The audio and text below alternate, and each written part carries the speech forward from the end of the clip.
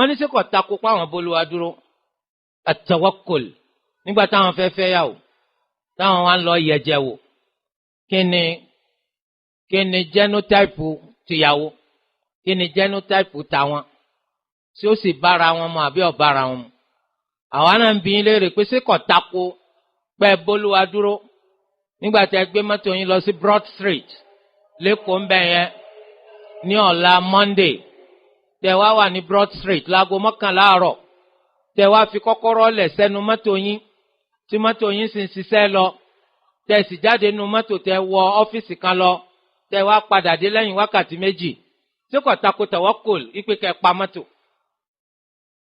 tọ́tako àbí ọ̀tako wọ́n fi kọ́kọ́rọ́ lẹ̀ ń bẹ̀ kún ọkọ̀ ọlọ́gbọ̀n tó bẹ́ẹ̀ náà níyàwó ẹ̀ ìyàwó tó fẹ́ ọ̀tako pọ̀ bólúwa dúró wípé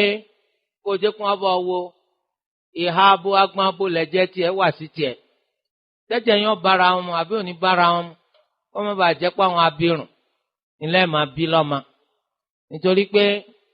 bíbí abirùn lọ́mọ láyé ìgbà tí wọn kì í wo ẹ̀jẹ̀ ọ̀pọ̀ ẹ má wulẹ̀ tanra yín jẹ ó pé àwọn bàbá yín tí wọ́n ṣe bẹ́ẹ̀ ni àwọn bàbá yín ò ṣe bẹ́ẹ̀ ṣùgbọ́n nǹkan tí ń ṣẹlẹ̀ pọ̀